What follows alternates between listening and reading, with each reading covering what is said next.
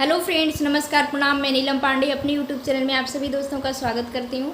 आप सभी के बीच में बहुत ही प्यारा सा बेटी विवाह सुहाग गीत लेके आई हूँ। आशा करती हूँ आप लोगों को पसंद आए। प्लीज़ गीत पसंद आए तो मेरे चैनल को सब्सक्राइब कीजिए, वीडियो को लाइक कीजिए, शेयर कीजिए, प्यारा सा कमेंट जरूर दीजिएगा। आइए गीत का आनंद लेते हैं।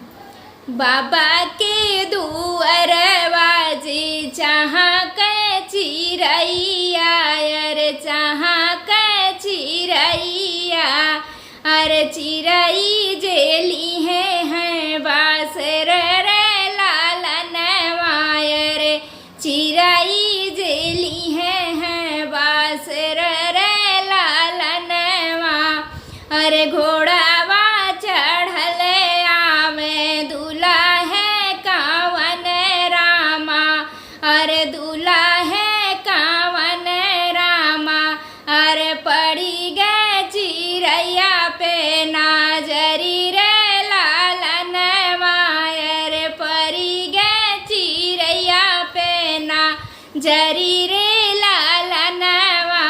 अरे नहीं ले ससुरु हो धना दावलतिया, अरे धना दावलतिया, अरे नहीं ले दहेज वाला दाई रे लालन मायर, नहीं ले दहेज वाला दाई रे लालन मा।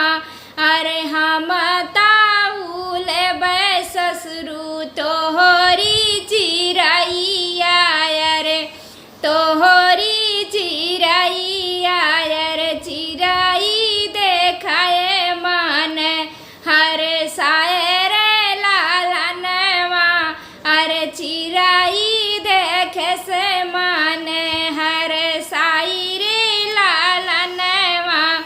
अरे हम ताऊ देवे दुल्हे धना दावलतिया, अरे धना दावलतिया, अरे हम देबै दान दहेज रे लालन मा। अरे हम देबै दान दहेज रे लालन मा। अरे एक नाही देबै दुल्हे प्राण चिरैया, अरे प्राण चिरैया, अरे चिरई कर जवा हमार रे लालन मा। अरे चिरई कर जवा हमार रे लालन मा। अरे तनी बचन सुने दूल्हा है कावन रामा, अरे दूल्हा है कावन रामा। अरे घोड़े पीठी भाई सवार रे लालन मा, अरे घोड़े पीठी भाई सवार रे लालन मा। अरे फेरी चाला भैया मोरी, फेरी चाला बरतिया, अरे फेरी चाला बरतिया, अरे चला चला हमारे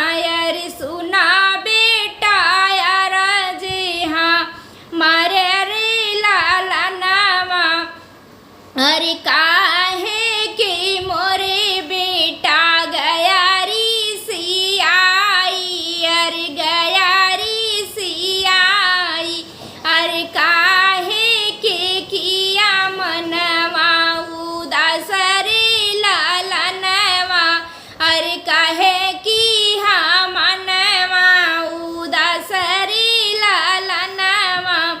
अरे ससुरु तो कहाँ सासु देबै धाना दौलतिया रे धाना दौलतिया रे नहीं दई है अपनी चिड़ैया रे लालनवा। अरे नहीं दई है अपनी चिड़ैया रे लालनवा।